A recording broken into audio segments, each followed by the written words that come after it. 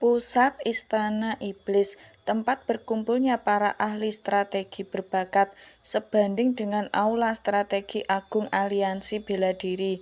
Namun tidak seperti Aula Strategi Agung yang dipenuhi para ahli strategi yang hanya bertanggung jawab atas strategi dan taktik. Aula sedikit berbeda karena juga mengawasi operasi dan manajemen Istana Iblis. Saat Eonsol memasuki aula, seorang pemuda seolah-olah telah menunggu membungkuk ringan. Seorang pengawal pun berkata, "Tuan Bu dari Pavilion Wandering Beast sudah tiba." Eonsol pun berkata, "Salam, saya Eonsol mengucapkan salam pada Master Pavilion." Seorang pria tua itu pun memperkenalkan dirinya, "Namaku Baek Jeonchon." Kimu rupanya lebih mengesankan dari kedengarannya. Demon Palace dari Master Pavilion, Baek Jeon. Kau sudah dengar yang terjadi kan? Demon Palace jadi bingung karenanya.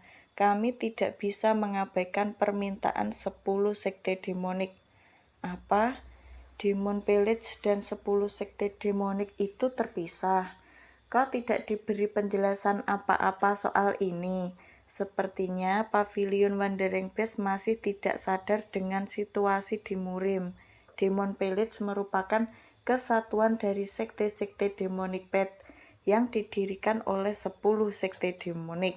Keduanya memang tak terpisahkan, tapi keduanya juga tak bisa disebut sama. Biasanya seseorang dari salah satu 10 sekte demonik akan menjadi Master Demon Palace. Namun, Master Palace terdahulu tidak berasal dari sana. Tidak semua sekte demonik pet juga bersahabat dengan Demon Palace. Begitu ya. Keduanya hanya bersikap kooperatif. Ternyata ada banyak sekte demonik pet yang tidak menyukai Demon Palace. Sejujurnya, rencana 10 Demon Master bukanlah untuk memilih penerus bagi 10 sekte demonik, tetapi untuk memelihara orang-orang yang akan melenyapkan para martial master dari ortodok.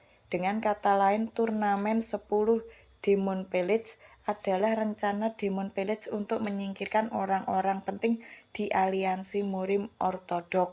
10 sekte demonik awalnya menolak ide ini, tapi kami terus melakukan kontak sampai mereka mengirimkan murid-muridnya. Saat turnamen 10 Demon Palace lah orang-orang tersebut tewas karena ulahmu.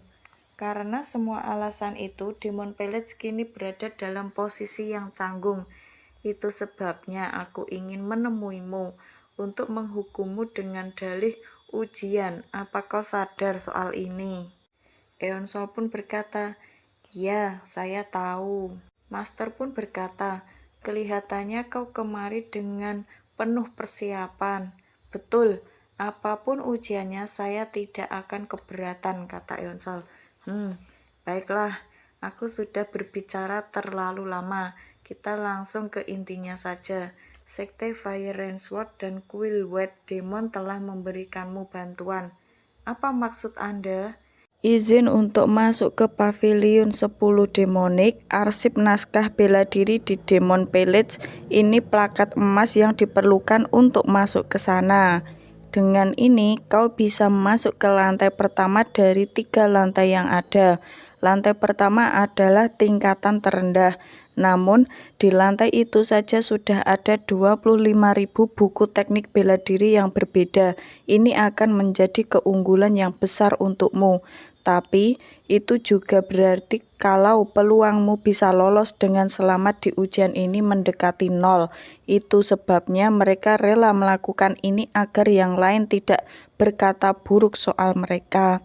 Ujiannya adalah menahan 5 serangan dari seorang martial master yang dipilih oleh Kuil Demon. Itulah ujiannya. Kepala instruktur menyerahkan posisinya saat turnamen untuk memastikan kau bisa lolos. Aku sudah menanyakan alasannya beberapa kali. Kau akan tahu sendiri nanti. Tapi hanya itu yang dia katakan. Kuharap aku akan bisa melihat jawaban itu. Akhirnya Master pun menyerahkan kunci plakat emas itu kepada Eonsol. Tiba-tiba di tengah perjalanan Eonsol melihat Master Jingga. "Eonsol, aku sudah dengar kabarnya. Kau pasti ke sini untuk melaksanakan ujian." "Ya, tapi bagaimana dengan Anda?" "Aku punya banyak koneksi dengan pavilion ini," kata Master Jingga. "Aku sudah membantu kepala instruktur di Hell Island karena aku mengganti Master Pavilion yang tidak hadir waktu itu."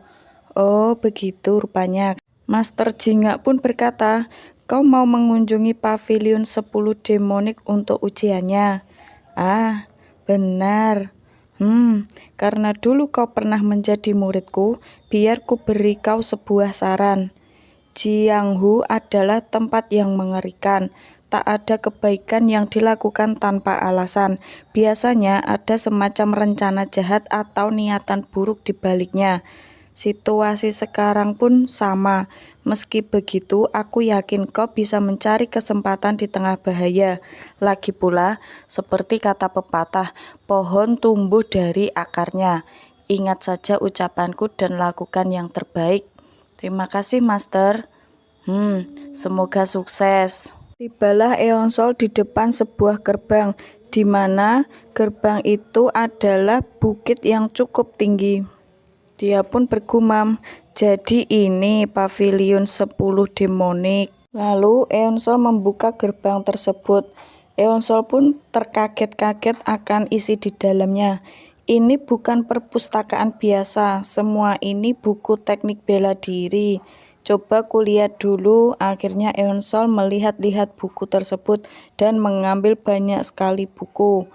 Tapi ternyata memang jebakan. Semua ini buku teknik rahasia bela diri, tapi tidak satu pun yang bisa kupelajari dalam sehari.